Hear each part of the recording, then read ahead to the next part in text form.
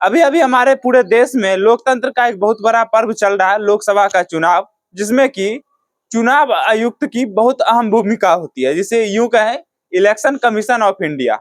और इस पर आए दिनों हमेशा जो है विपक्ष सवाल खड़ी करती रहती है और इसका बहुत बड़ा मुद्दा है। खड़ी करे भी क्यों ना भाई, तो रीजन जानिएगा, मैं हर एक चीज को आगे आपको बताऊंगा। उससे पहले आप ये जानिए कि चुनाव आयोग होता क्या है और इसका गठन कौन करता है।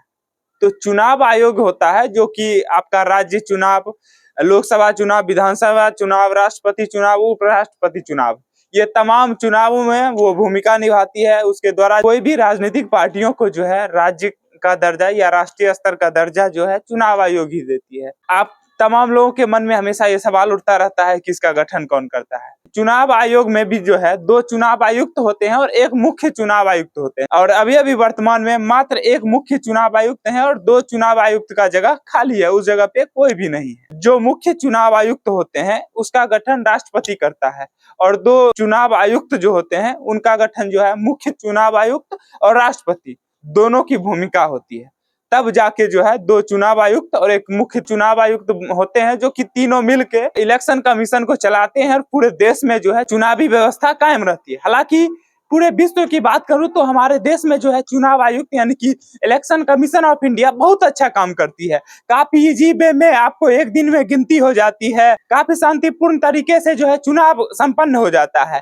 वही मैं अपने देश की अपेक्षा दूसरे देश से करूं तो वहां काफी ज्यादा समस्या आती है। हाल ही में आप पाकिस्तान की बात कर लीजिए, पाकिस्तान में भी कितनी ज्यादा समस्याएं होती है और अभी हाल में कितनी वहां पे जो है तोड़फोड़, लूट खसूट होती है। ये आपसे या हमसे छुपा हुआ नहीं है, लेकिन इस तरह की चीजें हमारे देश में नहीं होती है। उसमें अहम भूमिका होती है चुनाव आयोग की। हमारे देश में चुनाव आयोग अच्छा काम करती है। अमेरिका जैसे देशों में भी चुनाव में जो है काफी बवाल, काफी जो है झगड़ा फसाद होता है। लेकिन अभी अभी जिस तरीके से हमारे देश में चुनाव आयोग की स्थिति है, उससे लग रहा है कि आगे आने वाले समय में हमारा देश जो है खतरे में पड़ सकता है और हमारे देश की भी जो है बेइज्जती, दुर्गति, हर तरीके से जो हमारे देश की बदनामी भी हो सकती है और हमारे देश की भी इलेक्शन कमीशन बद से बदतर होती जा रही है। अभी जो है हमेशा लोग चुनाव आयोग के ऊपर बवाल करते हैं कि वो सरकार का गुलाम है, मोदी जी का चमचे करती है। रीजन क्या है? अभी अभी कुछ दिन पहले 1 चुनाव आयुक्त जो बचे हुए थे वो भी इस्तीफा दे दिए। क्यों इस्तीफा दे दिए? इसके पीछे कुछ रीजन होगा, उनको उनके हिसाब से काम नहीं करने दिया जाता होगा। इस तरह की समस्या होती है। तभी आखिर क्यों उतना बड़ा पद को कोई क्यों खुद से इस्तीफा देगा? कभी सोचने का प्रयास किए हैं? और दूसरा ये सवाल है कि एक मुख्य चुनाव आयुक्त के ऊपर अगर पूरे देश का 140 करोड़ लोगों का जो है भार रहेगा, 545 लोकसभा के जो है संसद का भार रहेगा, तब तो गड़बड़ तो होगा ही होगा।